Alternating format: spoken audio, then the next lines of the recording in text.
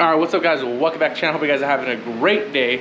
So currently it's a little late. We're starting off today's video. It's already dark. But I actually want to go ahead and get started before pretty much tomorrow morning. That way I can knock off some of the stuff. Keeping in mind this is a neighborhood and everything that we do here echoes off that house pretty much and literally amplifies it, so everyone around here will literally hear tools running.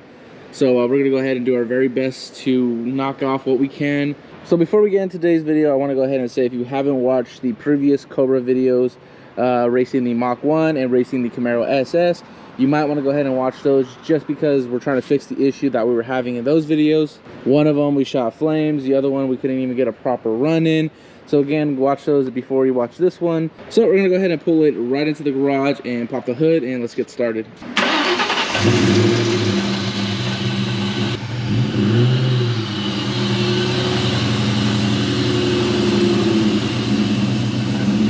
So we have the most hated standing snake right here that I get so many hate comments for, but I love it because it grabs all your guys' attention.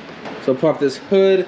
Let me go ahead and see, we have one of the lines back there that is pretty much still undone. But as you guys can go ahead and tell from the video, we're finally gonna go ahead and do the EGR Delete. I've been kind of lacking on this. I pretty much wanted to just run it the way it was meant to be ran. But honestly, it's just been causing so many issues that it's just better to clean all this up. So we're gonna go ahead and get pretty much getting rid of all of this right here. This pretty much, I believe, this harness too. And we're gonna go ahead and get rid of the EGR completely right here, cap it off. And we also have a cap for the piece that goes down to the actual exhaust. Other than actually trying to break loose the tubing that goes to the exhaust, because I believe that is the hardest part, is to actually break that loose. So because we're gonna actually have to get to that tube at the bottom of the side of the motor, I will show you guys underneath the car. I mean, I could try to show you guys from right here, but I doubt you're gonna be able to see it. But basically it's all the way down there in the back. So we're gonna go ahead and actually make our lives easier. I'm just gonna go ahead and take off the bumper. I'm gonna drive it on the ramps. With the ramps, car being as low as it is, it will not make that with the bumper, so we definitely need to take that off. Luckily these bumpers are pretty easy to take off.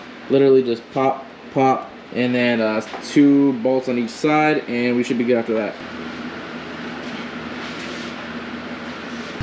Alright, so I'm here by myself, so bear with me. Let's hope everything goes well on this. I hate doing this by myself, in all honesty.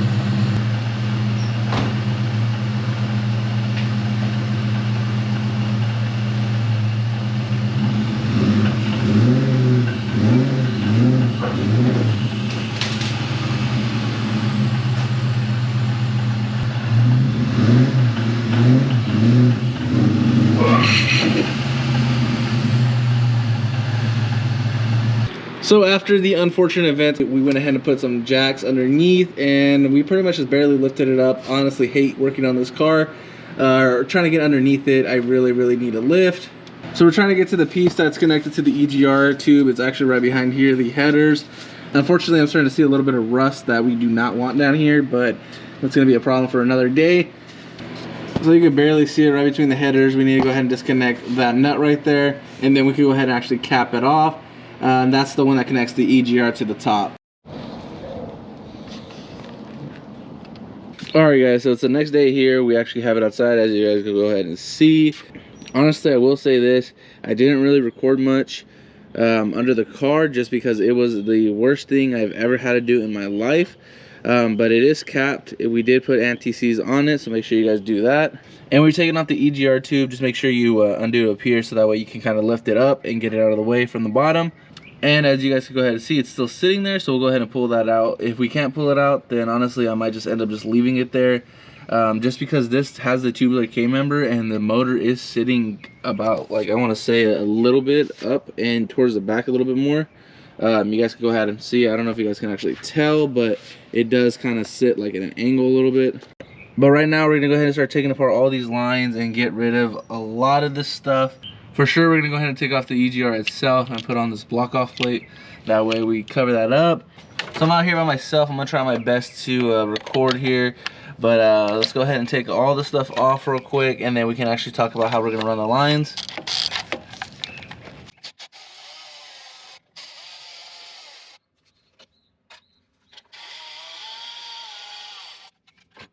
And this one we're gonna end up having to put those back on, but get them out of the way for now.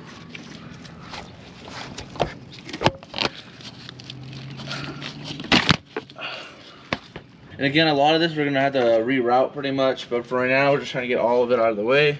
All right, it looks like we have one of these right here, little Christmas tree. Get that out of the way, and I think that pretty much frees everything. Looks like we gotta get this vacuum line off the EGR tube right here. So let's connect. There we go. Man. And here we are. Got all this stuff out of the way. We're still got the EGR itself out. Once we take that off, we're gonna go ahead and try to get the tube. If we can't get the tube, we're just gonna leave it, put the block off plate on, and move on to rerouting lines. Huh. Oh, damn, that hurt. I ain't gonna lie. Oh. Whew. So we weren't able to get the EGR tube, so we're just gonna leave it hanging there. It shouldn't cause any issues. Again, you guys probably will be able to do it, or you guys have been able to do it. But because this is on a tubular K-member, and I'm not the one who installed that, it's pretty much sitting towards the back like I was saying. So you can't pull that out. It's literally jammed in there. I don't know, maybe I just can't pull it out, but whatever it is, I'm just gonna leave it in there for now. We did reroute the lines. We pretty much just pulled the red ones out of the tubing over here. That way we didn't have to just go get new lines pretty much. It's very simple. All I did was actually just plug in a couple of these little reducers and cap them off real quick so you can't even really tell. I did that on both of those, and then just routed them where they were supposed to go, because all of that is useless at this point, so there's no need to use any of that. So we will pretty much know right off the back if there's an issue with the lines. I'm gonna go ahead and start the car. If the car is pretty much misfiring or having a weird idle, then we know for a fact that some of the lines may be off, but fingers crossed we get it right the first time.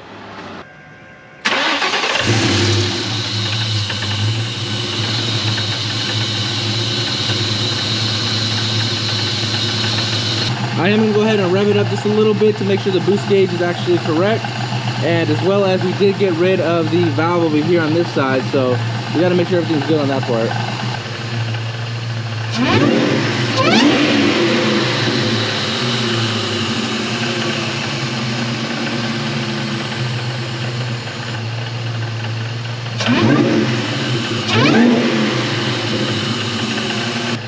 So everything seems to be working fine. We're just gonna go ahead and let it running just to burn off any of the residue in the oil so we don't have this issue anymore.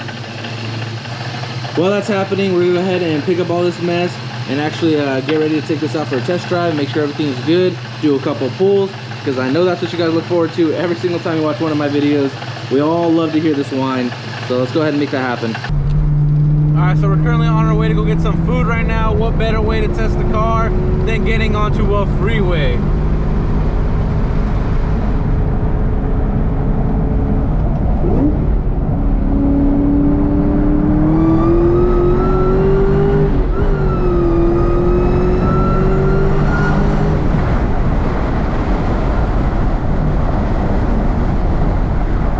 California, that is the only way to step on your car without risking going to jail pretty much. So package is secured. We went through a drive-through, no problems. So all of these are good things. We're gonna go ahead and do probably one more pull test, and that'll be it for today's video. Gonna go ahead and do a little third gear, nothing crazy.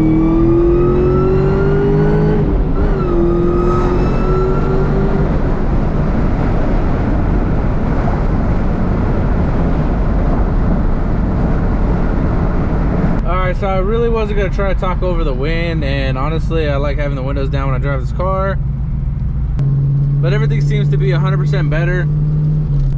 We do have one more thing before we actually get this car back on the streets and get a rerun with that SS, and that's actually gonna go ahead and be E85. We want to go ahead and switch over to E85 before we actually get that run in. So 99% sure that's gonna go ahead and be the next video.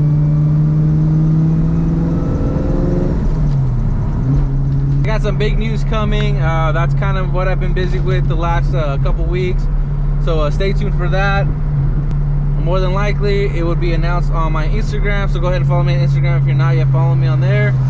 That being said, that's gonna go ahead and be it for today's video. I hope you guys enjoyed my struggles. I post the win and losses as always, and that's not only in races, that's pretty much with this car and the Shelby. All right guys, I'll see you guys in the next one. Peace out.